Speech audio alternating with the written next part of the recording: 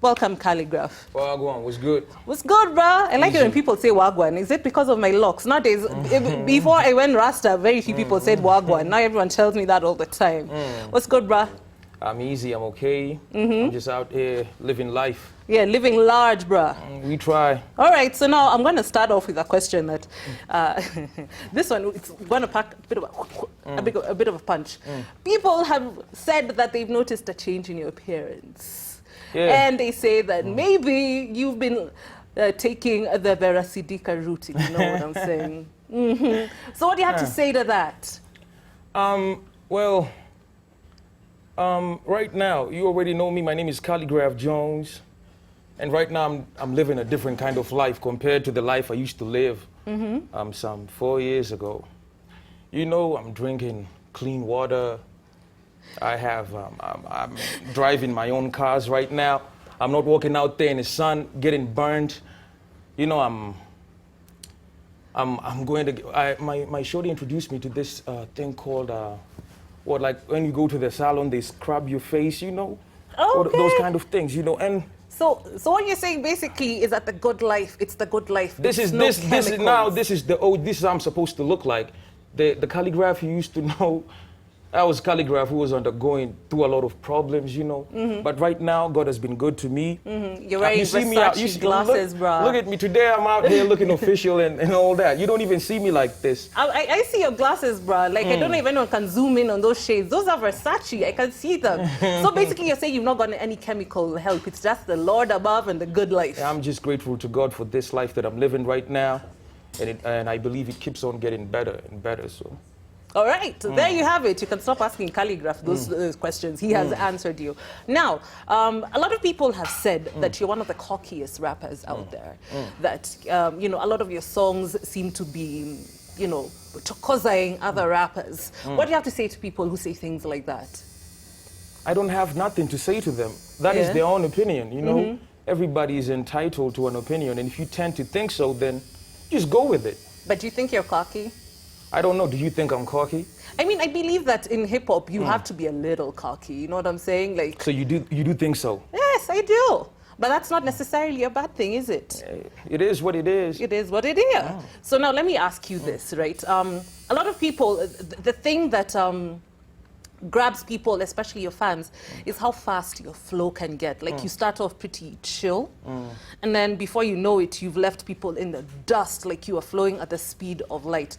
So what I want to know is do you make like Hova, where you know Jay-Z enters the booth and he's freestyling and he leaves this dimension and goes to another one where it's just pure hip hop, or do you prepare? How do you get to that space where your words are just flowing like this? How do you get there? How do you get there? Well, I think once you get to a certain level, then you have to prepare for such things.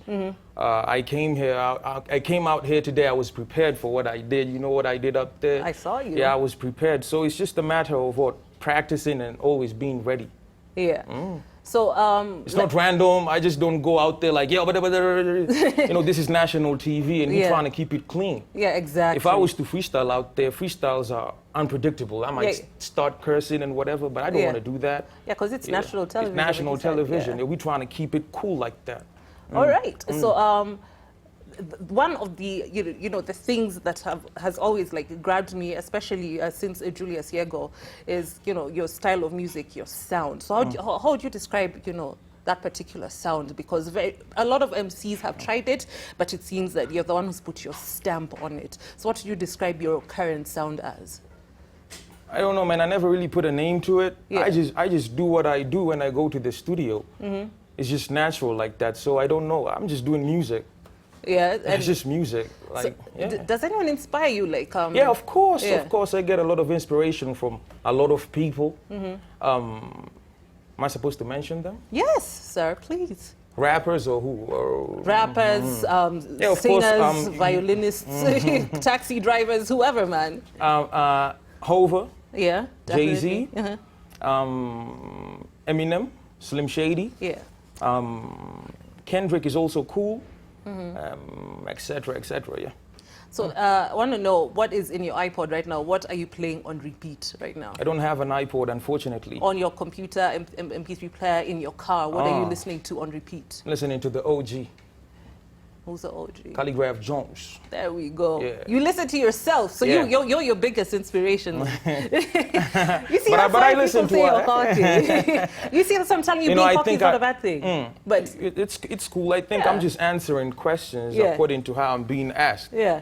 Yeah, but I listen to a few other cats in the game, you know, locally as well. We got the council doing their thing, you know, they cool with it. We got Kaka, he's also cool with it, and a lot of other acts as well. Yeah. So if I was to give you $1 million and you know, just enough money to produce your dream song, who would be the person you'd pick to collaborate with? Slim Shady. Definitely. Eminem. Yeah, definitely. You already know. Do you think you could take him in the booth? Because he's he's a savage. But you're a savage as well. So do you think you could take him in the booth? Well, I believe, like, when I'm working with him, I wouldn't go with that intention of trying to outshine him on a track. Yeah. The fact that I'm with him on one track, that is everything. You know? So. Yeah. All right. So let me ask you this: where do you see your career going in the next 5 years? Is a long time, so I'm not even going to ask you about 5 years. The next 12 months, where do you see your career going? I come from a prayerful would you say prayerful background? Yes. My mom's is a very, she believes in God. I also believe in God as well. She prays for me a lot. So I believe I have potential, you know, to take it to the next level. Like right now, the main reason why we're here today is because, you know, tomorrow I have my own concert that is going to be going down at the Alchemist. Yeah. So like 12 months from now, man, I done started a label. I believe it's gonna go international. Hopefully, I'm praying to God that it does. And I'm also hopefully also get that international recognition. Yeah. So I like that you said that, because it means that you want, you know, to help people come up just as you came up. Now let's talk about your show tomorrow. The people who are going to pay to see Khaligraph Jones, what can they expect? What kind of show are you going to throw down to them? It's going to be one hell of a show, definitely. You know, the OG always brings it, and the fact that this is my show, I control the playlist.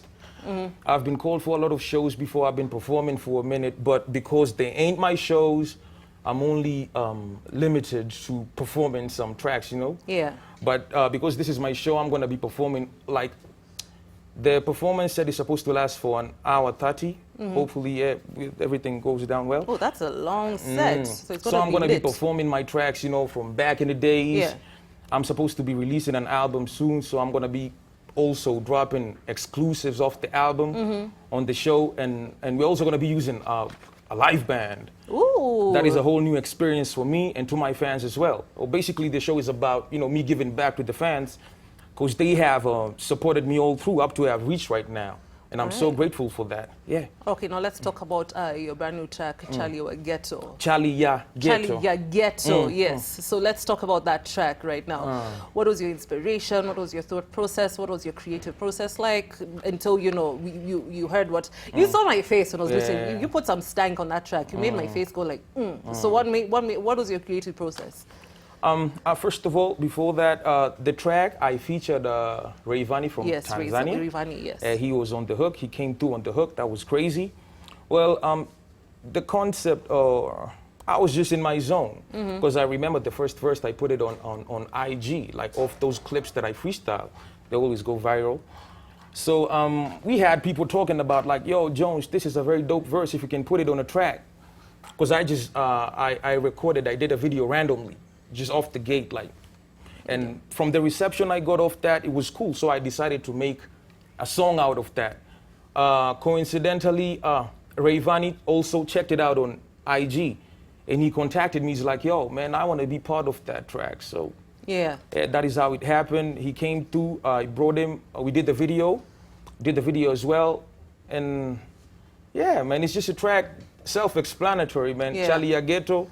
Yeah. Means I'm from the ghetto. I'm trying to, you know, I'm out here. I'm trying to come up. I'm trying to get that bread.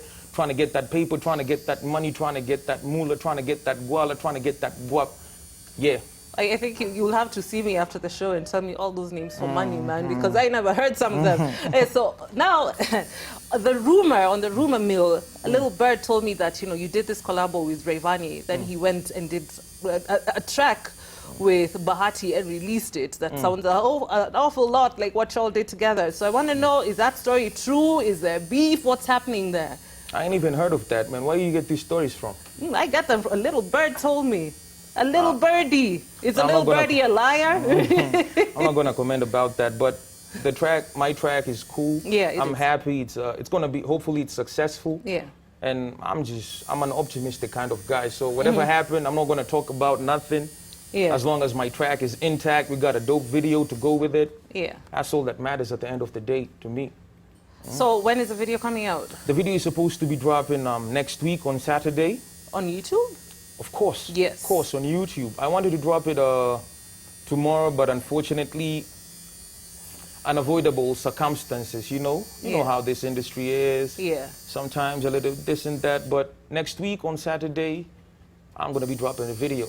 All right, so if you're a fan of Khaligraph Jones, man, make sure you check out this video dropping next Saturday. Make sure you go to his show at The Alchemist, which is The Alchemist. Tomorrow it's happening. Come to manze itakuwa ni mazishi. Unajua tu inakuwa ni mazishi. Yani it's only 1,500 on the gate, like ukifika kwa gate.